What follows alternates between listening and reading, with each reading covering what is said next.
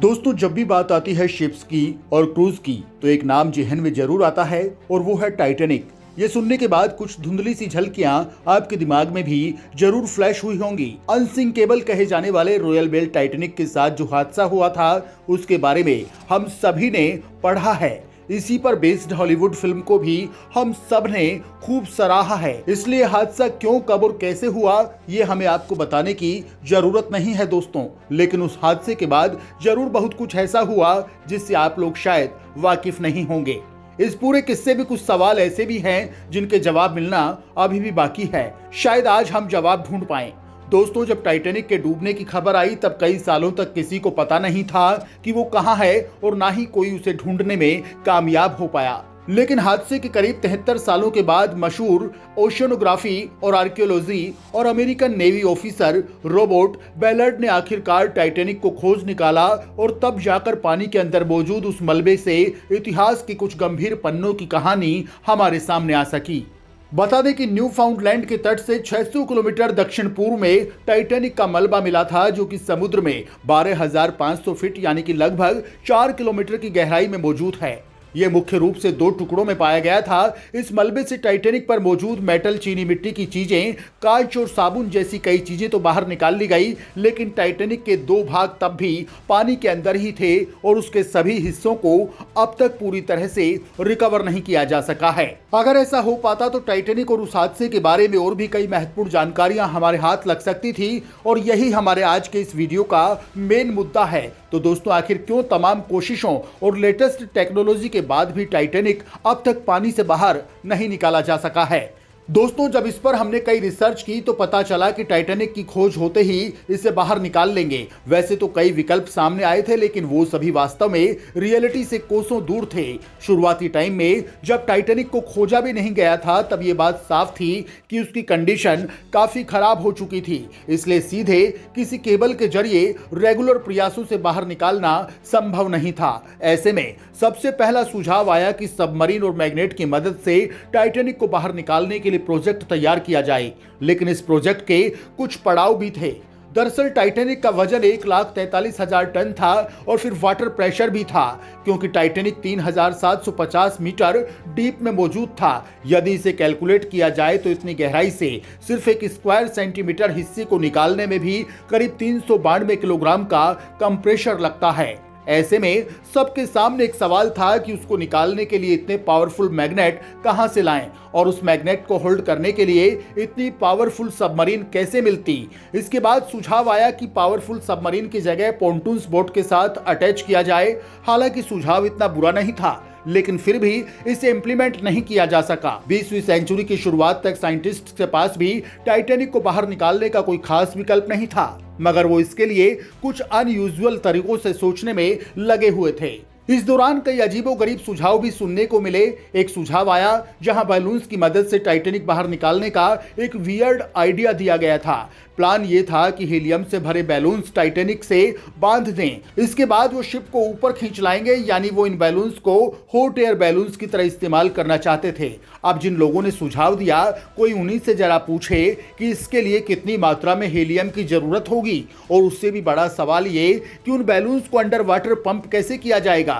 फिर सामने आया एक और क्रेजी आइडिया। कहा गया कि होल्स में लिक्विड वैक्स भर देनी चाहिए। जब ये जम जाएगी तो शिप को ऊपर खींचने में भी आसानी होगी, क्योंकि जम जाने के बाद वैक्स फ्लोट करने लगता है। लेकिन इसके लिए कितनी वैक्स लगेगी, क्या किसी ने ये सोचा?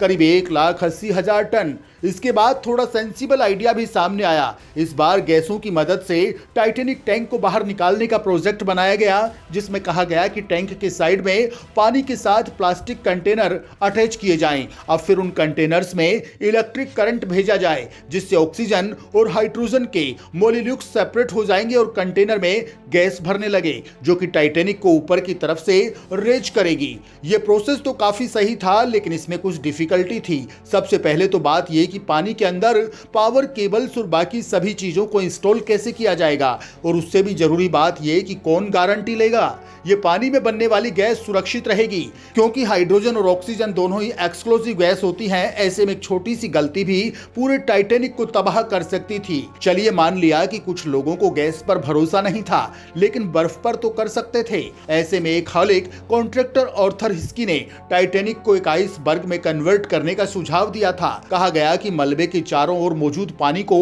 फ्रीज कर दिया जाए। इसकी वजह से ये पानी के मुकाबले हल्का हो जाएगा और सतह पर तैरने लगेगा, जिसके बाद इसे किनारे पर ले जाने में आसानी होगी। कुछ ऐसा ही idea American engineer John Pierce ने भी दिया था। इसके लिए उन्होंने लिक्विड नाइट्रोजन के इस्तेमाल का नया सुझाव दिया। आइडिया अच्छा था, लेकिन इस प्रोसेस के लिए करीब 0.5 मिलियन टन नाइट्रोजन की जरूरत थी। अब इतना तो सुनने के बाद हमारी ये पूछने की हिम्मत भी नहीं है कि इतनी ज्यादा गहराई पर वो इतनी सारी लिक्विड नाइट्रोजन लेकर कैसे जाते। इधर उधर के सभी बिना सिर पैर वाले आइडियाज के बाद एक legendary Soviet ship builder Mikhail Rohanski ने टाइटैनिक को बाहर निकालने के लिए विकल्प बताया। मिकेल बहुत ही बेहतरीन सबमरीन डिजाइन करने के लिए जाने जाते हैं, जो कि इतनी एक्सपीरियंस्ड और पावरफुल थी कि वर्ल्ड वॉर 1 में और वर्ल्ड वॉर 2 में भी सरवाइव कर चुकी है। टाइटैनिक के लिए मिकेल का प्रोजेक्ट पूरे कैलकुलेशन के साथ तैयार था। उनका कहना था कि टाइटैनिक बाहर निकालने के लिए हमें सबसे पहले उसकी गंदगी को साफ करना चाहिए। इतने सालों से वो समुद्र के नीचे है, इसलिए उसमें काफी सिल्ट जमा हो गई है, जिसे साफ करना बेहद जरूरी है। उनके अनुसार इसके लिए 300 क्यूबिक मीटर्स के 500 सिलेंडर्स की जरूरत होगी। इसके बाद हैवी ड्यूटी केबल्स की मदद से खाली पोंटून को टाइटैनिक से अटैच किया जाएगा। ये सारा काम मशीनों की मदद से होगा। अगला स्टेप होगा ऐसी सबमरीन्स की व्यवस्था करना जिसके टैंक में गैस भरी जा सके और सेफ भी रहे। इस तरह के ऑपरेशंस के लिए भारी मात्रा में इलेक्ट्रिसिटी की जरूरत होती है। मिकेल के अनुसार करीब 20 मिलियन किलोवाट आवर्स इलेक्ट्रिसिटी इस प्रोजेक्ट में इस्तेमाल हो सकती थी। आमतौर पर इस तरह के प्रोजेक्ट के लिए एक फुल फ्लेज्ड पावर प्लांट की जरूरत होती है, और उनके अनुसार ऐसा प्लांट पानी के सरफेस पर बनाया जा सकता था, मगर फ्यूचर के हिसाब से उसका कोई मतलब नहीं था। हालांकि फ्लोटिंग पावर प्लांट अपने आप में एक अनबिलीवेबल आइडिया होता है, मगर इतनी गहराई तक जाने वाली केबल्स प्रेशर की वजह से टूट भी सकती थी। क्योंकि इसे पानी के अंदर होना था, इसलिए इंजीनियर्स का सुझाव था कि सबमरीन में न्यूक्लियर पावर प्लांट्स इंस्टॉल किए जाएं। इस प्रोजेक्ट पर काफी चर्चा हुई, लेकिन फिर भी इसे इंप्लीमेंट नहीं किया जा सकता। इस प्रोजेक्ट को तब तक के लिए होल्ड करने के लिए कहा गया जब तक इसे पूरा करने के लिए ज्यादा एडवांस्ड इक्विपमेंट और प्रॉपर बजट नहीं मिल जाता। इसके बाद भी कई सालों तक टाइटैनिक को रिकवर करने के लिए बहुत से प्रस्ताव रखे गए, मगर कभी बजट के कारण, कभी टेक्निकल इश्यूज के कारण, तो कभी कुछ अन्य कारणों के चलते कोई भी प्लान सक्सेसफुली इंप्लीमेंट नहीं हो सका। उस दौरान सारी चर्चा, तमाम सुझावों के बाद कुछ स्पेसिफिकेशंस जारी किए गए।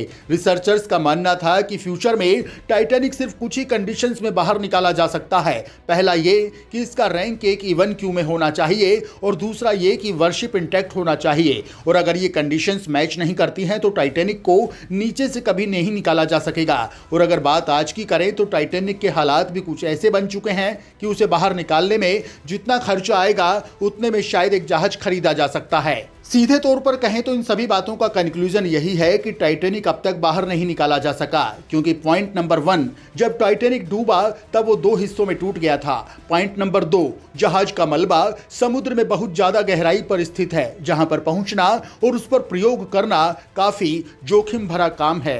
पॉइंट नंबर 3, पानी में मौजूद जहाज के सभी हिस्सों में से कुछ किया तो काफी हद तक खराब हो, या फिर जो बचे वो इतनी बुरी स्थिति में हो कि उन्हें जरा भी छेड़ा गया तो वो धूल की तरह बिखर जाएंगे। इसलिए कहा जा सकता है कि टाइटैनिक शायद कभी भी रिकवर नहीं किया जा सकेगा। इससे भी बुरी खबर यह है कि वैज्ञानिकों के अनुसार टाइटैनिक रैक साल 2030 तक पूरी तरह से गायब हो जाएगा। जी हाँ, और उसकी वजह है पानी में मौजूद एक अजीब किस्म का बैक्टीरिया। आपको बता दें कि पानी के अंदर टाइटैनिक का मलबा खोजा गया था तब तक अच्छी तरह से प्रिजर्व था, मगर अब वैज्ञानिकों को नहीं लगता कि टाइटैनिक के अवशेष के पास अब बहुत ज्यादा समय बचा है।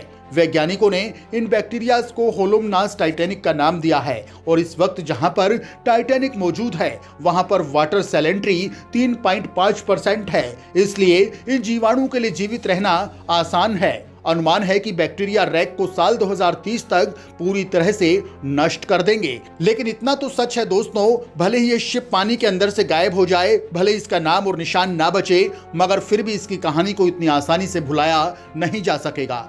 वैसे आपको क्या लगता है कि क्या टाइटैनिक को बचाने के लिए एक बार फिर से नए सिरे से प्रयास किए जाने चाहिए? क्या वाकई में किसी नई सोच और नई टेक्नोलॉजी की मदद से एक हिस्टोरिकल शिप को रिकवर किया जा सकता है? आप इस वीडियो को शेयर जरूर कीजिएगा।